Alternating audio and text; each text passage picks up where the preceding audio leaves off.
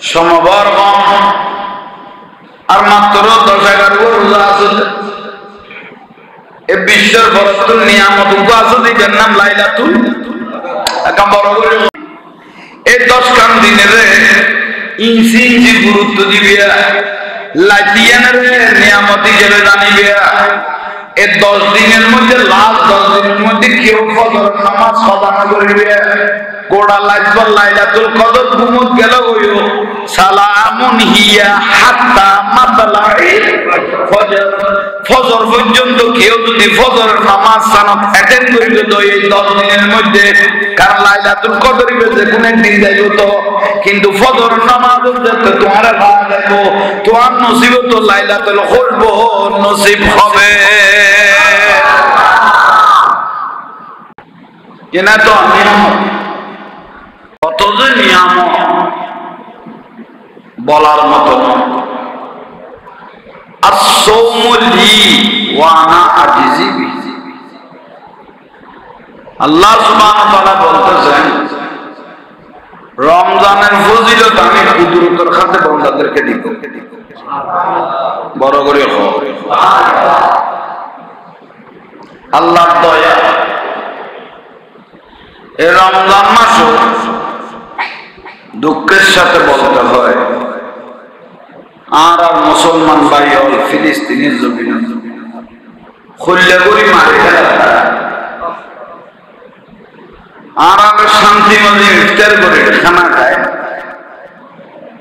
আর রাসূলুল্লাহ পৃথিবীর যে কোনো প্রান্তর মধ্যে কোন মুসলমান ভাইয়ের যদি আঘাত হলে তত আঘাত লাগা পড়িব, কিন্তু তত আঘাত আজি আল্লাহ ইহুদি নাসারা এক কুচক্রতুন আল্লাহ মুসলমান আল্লাহ রক্ষা করে। বড় করে ইহুদি নাসারা যারা এই মুসলমানের প্রতি আঘাত করে আল্লাহ তারা বংশ নির্বংশ করে আল্লাহ তারা ধ্বংস করে দেয়। আমিন। যারা আমার দয়া না করে তারার দয়া আল্লাহ দোয়া করার কোনো দরকার নেই। আল্লাহ ইহুদি ওদের তুই ধ্বংস করি দো, এই ইসরায়েলের দিত আল্লাহ গুণ তুই ধ্বংস করি দো। কারণ সময় অনুপাতে মানুষ বুঝিতে দেরি কিন্তু যা মানুষ মারি ফেলা বেগুন শহীদ মৃত্যু সবগুলো শহীদ মৃত্যু। আল্লাহ সুবহানাহু ওয়া তাআলা এই রমজান মুবারক ইফতার ইবার বনিয়া আর রাসূলুল্লাহ তুমি নিজে ইফতার করলে গবাই বড় কেরটারে ডাকি লইব, বন্ধু বান্ধব তাইলে ডাকি লইব, সারাপুজি তাইলে ডাকি লইব, ওদের ডাকি লই ইফতারের টেবিলের যে বয় দিলে দস্তরখানার যে বয় দিলে উপর রোজা সোয়াব আল্লাহ তোমার স্পেশাল লিখে দিন। গো মানুষের ইফতার করে গেছে উপর রোজা সোয়াব আল্লাহ তোমার লিখে দিন। এত বড় ফজিলত রমজান মুবারক। ইয়াল্লাহ রমজান বেখায় বানাতুন ফায়েজাতুন বাসি টাকা বলে লোড লোড দেখা যায় মাঝে মাঝে নামাজ কালাম ভরি বার হইলে মাইফল মার্কেট তো নাই,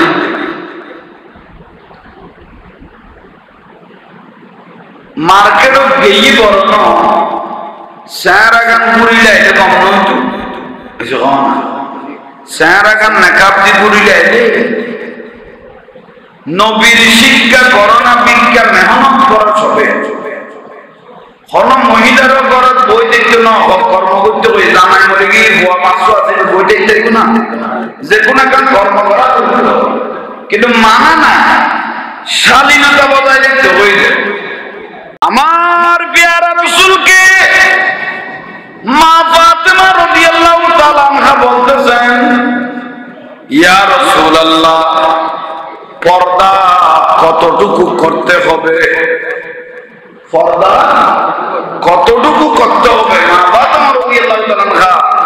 রাসূল পাক সাল্লাল্লাহু আলাইহি ওয়াসাল্লামকে প্রশ্ন করলেন, ইয়া রাসূলুল্লাহ, পর্দা কতটুকু করতে হবে? দয়াল নবী উত্তর দিলেন, মা, যতটুকু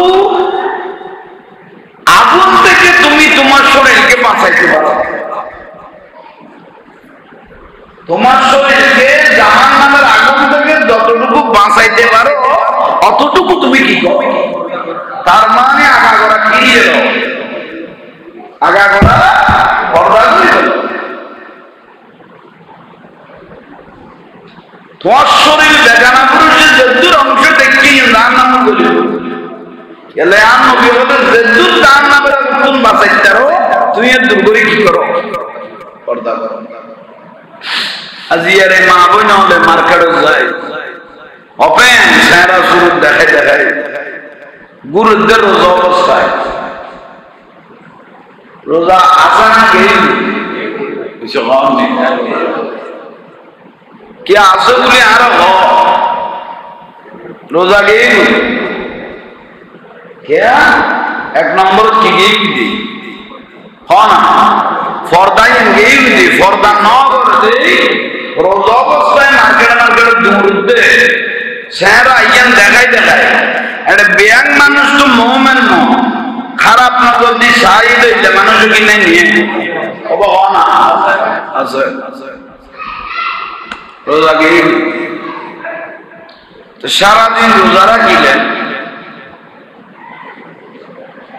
আর রসুল ফায়ান্নকইতে মাথা চুল পর্যন্ত আপাদা মস্তক শরীরের রোজা হইল, ৯৫ মাথা চুল পর্যন্ত আগাগোড়া কি যা হইব, রোজা যা হইব।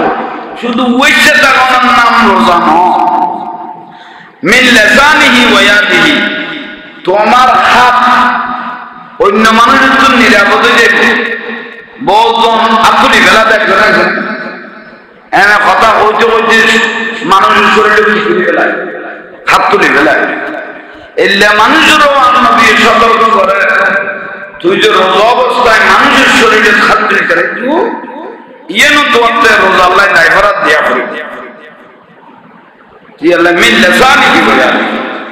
তোমার হাত মুখ এবং নিরাপদে যা তারপর তোমার রোজায় তোলায় তোলায় দাম বাড়ি দেবে।